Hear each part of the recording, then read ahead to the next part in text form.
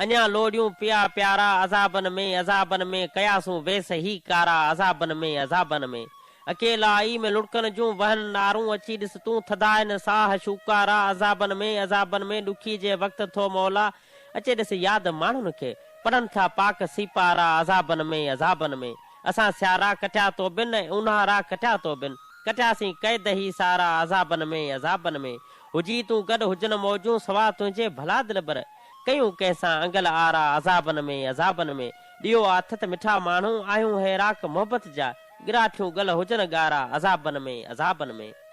मतल मेलो छॾे असां मोकिलायोसीं प्यार में ॻाल्हि ॻूणी नाहे रही हाण असांजे यार में छिक छिकां छेड़ो कयो पोइ सोचे हलजे खणी छा वफ़ा जो आसरो रखिजे तो नंढड़े ॿार में हिकु हिकाणी तो कई ऐं हार मूं उछले छॾिया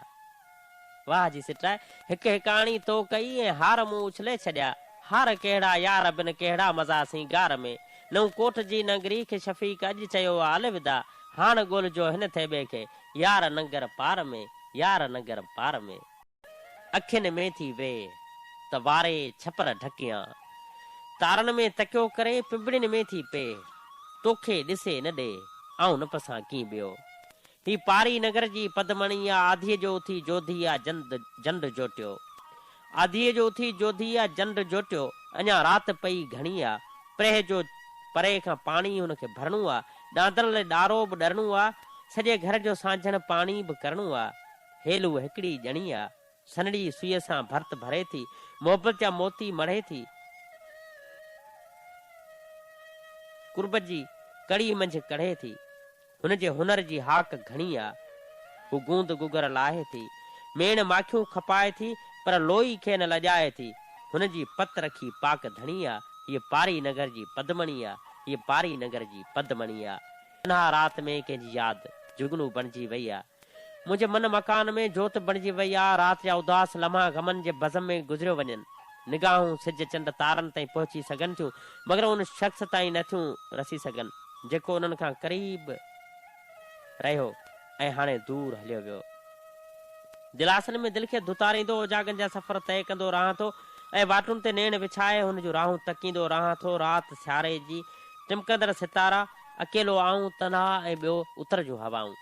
बसि रुगो यादगिरियुनि जा वण लुॾनि था कुझु पन छणनि था धूड़ उॾे थी ॿियो कुझु बि न आहे हा आचार उदासी अॼु बि शहर सांगी फराए जे साॻियुनि पटनि ते हुनजे प्यार खे पुकारे थो सारे थो कसम मां तोखे कासिबे जी मिटीअ जो तूं मोटी आ कसम मां तोखे पंहिंजे शहर मिठीअ जो तूं मोटी आ या घर में बि दाल रोटी आ तूं मोटी आ असर वेल मस्जिद में अज़ान अचे थी मंदर जा घिंड वॼनि था पखी बि वणनि था ओॾी महिल उथनि था तंहिं वेल जीजल भरी तोले रखी का लोटी आ तूं मोटी आ यादि अथई थूअर जी छां में वेही तो चयो हो धरती दीन धर्म आ असांजो मिटी सिंध अमण जी भरम आ असांजो इहा ॻाल्हि निकिती तुंहिंजी अॼु खोटी आ तूं मोटी आ सूर पिटींदे सदियूं गुज़रियूं ॾिस त मिसकीन मुंहिंजे मारूड़नि हर हाल में हर हंध ते जीअ पंहिंजे में जिंद ते कीअं ॾुखनि सां जंग जोटी आ तूं मोटी आ कोट करम खान जमाली खां अरशाद अली ऐं हाफ़िज़ सैफुल्लाह जमाली लिखनि था हा प्रीत जी ख़ुशबू अलॻि हूंदी आहे